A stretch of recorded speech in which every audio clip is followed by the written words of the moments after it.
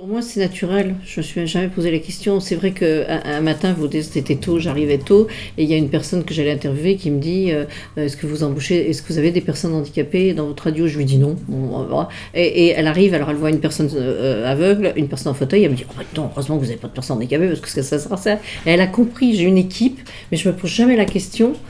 De la personne, elle vient d'où, elle est handicapée ou pas, elle peut faire ça, et c'est vrai que ça m'est naturel. Hein.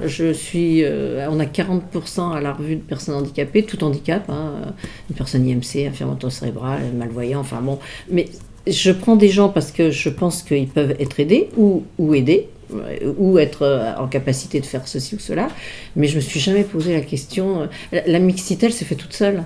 Enfin, c'est vrai. Par contre, l'exemple, oui. C'est-à-dire, par exemple, mais je les ai pas embauchés pour ça. J'ai 2 accompagnants pour les stagiaires en informatique qui sont des anciens stagiaires.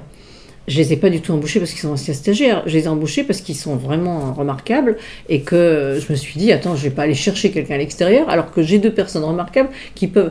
Et eux, de même, disent, je suis un ancien stagiaire. Évidemment, pour les stagiaires, ils sont vachement... Ils disent, attends, si un ancien stagiaire, il est salarié, c'est vachement bien. Mais je ne l'ai pas fait exprès, je l'ai fait parce qu'ils avaient la capacité de le faire. Et comme je vous dis qu'il n'y a pas de hasard, ça s'enchaîne comme ça, assez naturellement. Mais c'est vrai que c'est pas... Je ne compose pas exprès.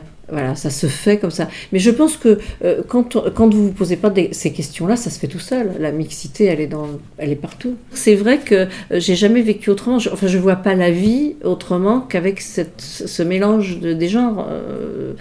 Alors, je sais pas, c'est comme j'expliquais que j'ai vécu un peu sur un terrain vague jusqu'à l'âge de 6 ans, pas très bien élevé, et j'ai pas de notion de ce qu'est le handicap. Je le comprends parce que les gens me l'expliquent, mais je ne le ressens pas. C'est-à-dire qu'il y avait une personne qui était de petite taille qu'on appelait Petit Louis, mais Petit Louis, c'était Petit Louis. C'était pas sa petite taille qui le caractérisait, même si on l'appelait Petit Louis. C'était Petit Louis, il avait une identité, et sa petite taille n'avait rien à voir. Il y avait un gamin qui était borgne, on appelait le borgne. On en s'en foutait. Il avait son identité. Donc j'ai pas d'idée.